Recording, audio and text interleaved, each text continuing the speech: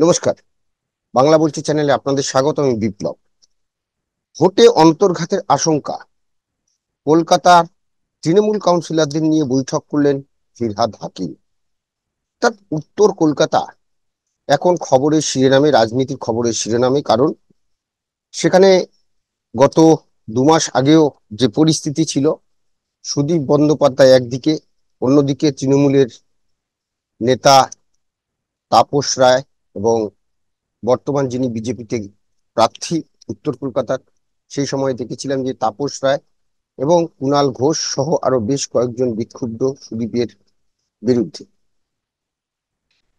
এবং তাপস রায় এখন এবারে বিজেপির হয়ে প্রার্থী হয়েছেন এবং গত 1 মে একটি রাজনৈতিক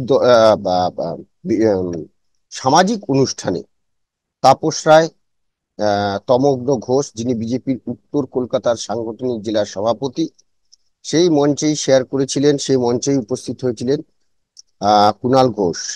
এবং সেই মঞ্চে তিনি কুণাল ঘোষ তাপস রায় সম্পর্কে উচ্ছ্বসিত প্রশংসা করেছিলেন।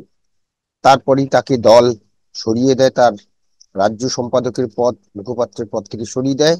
শুধু তাই নয়, তৃণমূলের যে স্টার ক্যাম্পেনার, সেই স্টার ক্যাম্পেনার থেকেও কুণাল ঘোষের নাম বাদ যায়। তারপরে কুণাল ঘোষের কান্নাকাটি আমরা দেখেছি।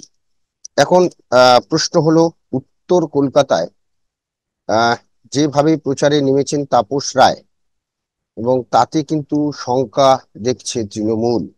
শুক্রবার কলকাতার এক হোটেলে দলের কাউন্সিলরদের নিয়ে বৈঠকে বসেন ফিরহাদ হাকিম। সেখানে তিনি দলের কাউন্সিলরদের ভোট নিয়ে বেশ কিছু সতর্কতা তিনি দেন।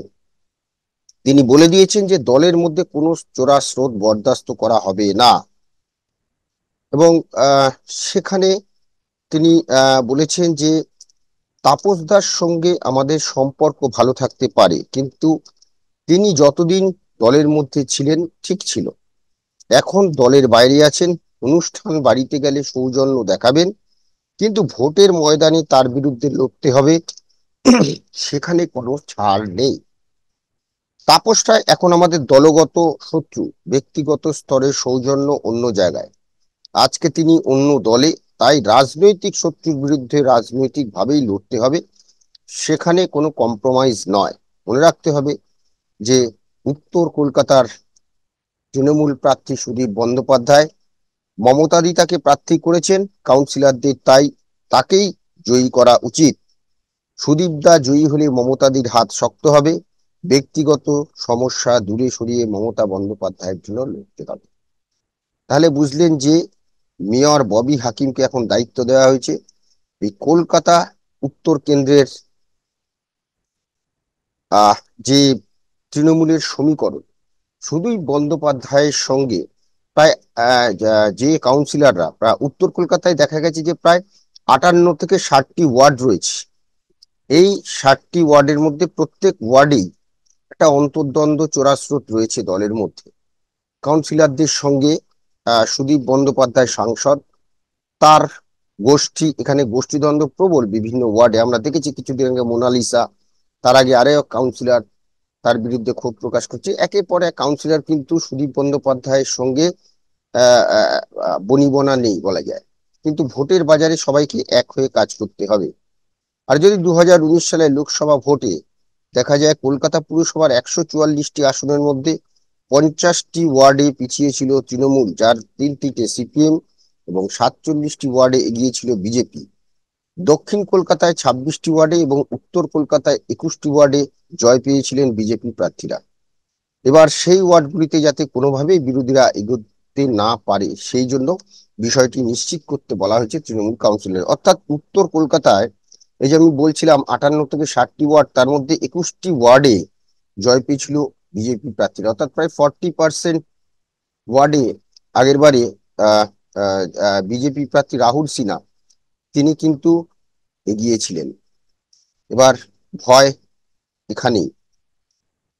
আহ এখন যেটা বিষয় সেটা হচ্ছে যে আহ, কেন এখন ফিরহাদকে কি বিশেষ দায়িত্ব দেওয়া হলো? মনে তো হচ্ছে তাই। উত্তর কলকাতা নিয়ে একটা শঙ্কা রয়েছে এতদিন। কারণ কুণাল ঘোষ যে বক্তব্যটা ওই যে সামাজিক অনুষ্ঠানে গিয়ে, রক্তদান শিবিরের অনুষ্ঠানে গিয়ে তুলে ধরেছিলেন, ব্যাপক প্রশংসা করেছিলেন। এবং তিনি একটা কথা বলেছেন, সেটা কিন্তু ভীষণ গুরুত্বপূর্ণ, যে ভোটে কোনো ছাপ্পা ভোট হবে না। অর্থাৎ সুদীপ বন্দ্যোপাধ্যায়ের বিরুদ্ধে অভিযোগ যে গতবারে বেশ কিছু জায়গায় উত্তর কলকাতায় ছাপ্পা ভোট এবং ভোটে নানা কায়দা কানুনের ছলচাতুরি নেওয়া হয়েছিল। বহু মানুষকে ভোট দিতে দেওয়া হয়নি, বিশেষ করে যারা বিরোধী দল করেন তাদেরকে ভোট দিতে দেওয়া হয়নি, এরকম বহু অভিযোগ কিন্তু গত 2019 সালে নির্বাচনে উঠেছিল। কিন্তু এবারের প্রার্থী হচ্ছেন তাপস রায়, যিনি একসময় কলকাতা উত্তর এর তিনি সাংগঠনিক সভাপতিও ছিলেন। এবার তাই তৃণমূলের চিন্তা তাকে নিয়ে, কারণ 50 বছরের রাজনৈতিক জীবন হচ্ছে, বা প্রায় 52 বছর তাপস রায় তার জীবনের পুরোটা কেটেছে উত্তর কলকাতাতে, যার জন্য এবারের ভোটে তাপস রায় সমস্ত জায়গাতেই ভূমিপুত্র কথাটি ব্যবহার করেছেন।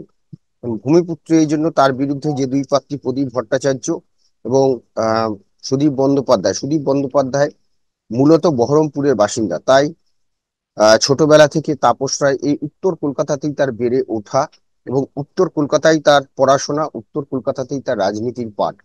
তাই তিনি এই যে ভূমিপুত্র, এই এই বিষয়টিকে হাতিয়ার করে একদিকে ভোটে নেমেছেন। 2011 সালে তাকে বরানগরের বিধায়ক হিসেবে মনোনয়ন দেওয়া হয়েছিল, এবং তিনি সেখানে পরপর 3বার বিজয়ী হন।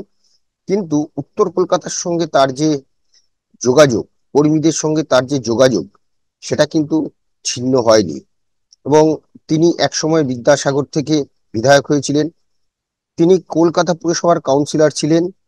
2021 সালে তৃতীয়বার সরকার গঠনের পর তাপসকে যখন মন্ত্রিসভায় জায়গা দেওয়ার বদলে উত্তর কলকাতা জেলা তৃণমূলের সভাপতি করা হয়েছিল, সেই সময় 8 মাস তিনি তৃণমূল সংগঠনের দেখভাল করেছেন। এছাড়া তাপস রায়, ব্যক্তি তাপস রায়, তার একটা জনভিত্তি রয়েছে। শুধু যে তৃণমূল কংগ্রেস তা নয়, বাম, কংগ্রেস এবং সংখ্যালঘু একটা ভোট এখানে প্রায় 21%। তাপস রায়ের কিন্তু ব্যক্তি তাপস, আমরা দেখেছি যে ব্যক্তি তাপস, তার কিন্তু সংখ্যালঘু ভোটের উপরেও একটা প্রভাব রয়েছে। অর্থাৎ 21% ভোটের যদি 3-4% ভোটও তিনি টানতে পারেন, তাহলে কিন্তু তার জয় প্রায় সুনিশ্চিত বলা যায়। আর এছাড়া উত্তর কলকাতার সর্বস্তরের নেতা কর্মী, সে বিরোধী হোক বা সিপিএম হোক, কংগ্রেস হোক বা তৃণমূল হোক, এই সমস্ত যে নেতারা রয়েছে তাদের সঙ্গে কিন্তু তাপস রায়ের একটা সুসম্পর্ক। এবং তাপস রায়ের আরেকটি গুণ, তার কাছে কিন্তু যখনই যে মানুষ যান, তার দেখা পান, তিনি কথা বলেন।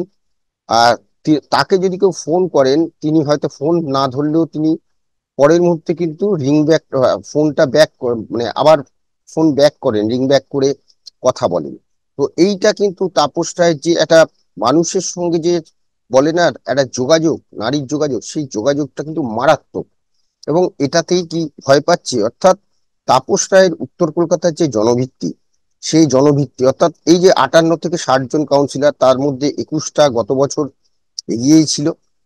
হ্যাঁ, এবং তারপরে এই যে তাপস রায় এর বাড়িতে যখন গত 12ই জানুয়ারি ইডি হানা দেয়, সেদিন কিন্তু তাপস রায়ের পাশে সমস্ত বিরোধী দল, তাপস রায়ের নিজের মতে যে আমার দল পাশে দাঁড়ায়নি, কিন্তু সিপিএম, কংগ্রেস থেকে শুরু করে সমস্ত বিরোধী দল, বিজেপি, সকলে আমি তৃণমূলে থাকাকালীন আমার বাড়িতে যে ইডি রেড করেছিল, এবং আমার প্রতি যে সহানুভূতি, যে আমি এরকম কোনো কাজ করতে পারি না যেখানে ইডি আমার বাড়িতে রেড করবে, এবং তিনি প্রকাশ্যে সেটা বলেছিলেন। প্রায় 52 দিন তিনি চুপচাপ বসেছিলেন, দেখছিলেন।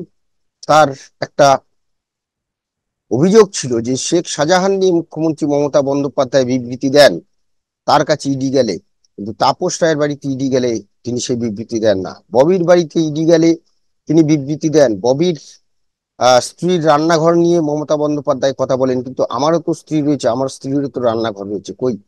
তিনি তো একবারের জন্য সেই কথা বললেন না।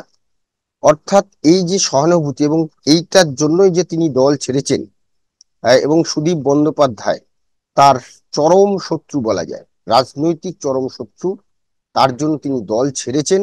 এবং তিনি প্রকাশ্যে চ্যালেঞ্জ জানিয়েছেন সুদীপ বন্দ্যোপাধ্যায়কে, এবং তিনি প্রতিটা জায়গাতেই বলছেন যে জীবন বাজি রেখে আমি এই নির্বাচন লড়ছি। অর্থাৎ তাপস রায়ের কাছে এটা মরণ বাঁচনের লড়াই।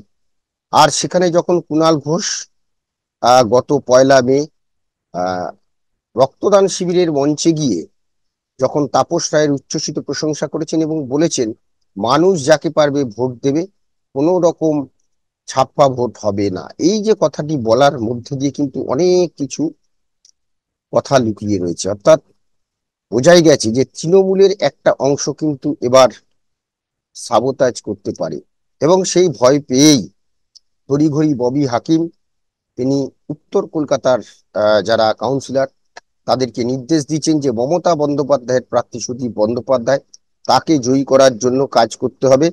তাপস রায় হয়তো ভালো মানুষ, কিন্তু তাপস রায়ের বিপক্ষে তারা কিছু বলতে পারছেন না।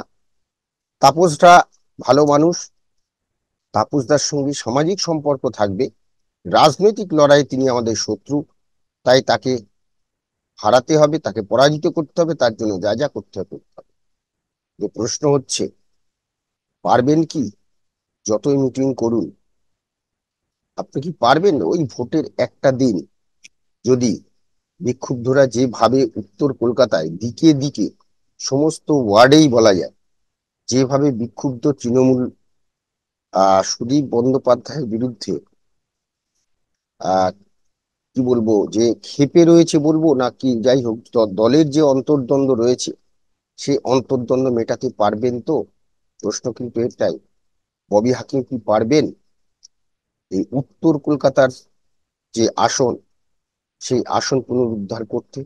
নজর থাকবে সেদিকেই, আগামী 4 মে সেদিকেই নজর থাকবে। আপাতত আমাদের এই আলোচনা নিয়ে আপনাদের মতামত কমেন্টস বক্সে জানাবেন, ভালো লাগবে অবশ্যই লাইক দেবেন। সবাই ভালো থাকবেন, নমস্কার। বাংলা বলছি চ্যানেলটি সাবস্ক্রাইব করুন এবং সমস্ত অনুষ্ঠানের আপডেট পেতে বেল আইকনটি অন করুন।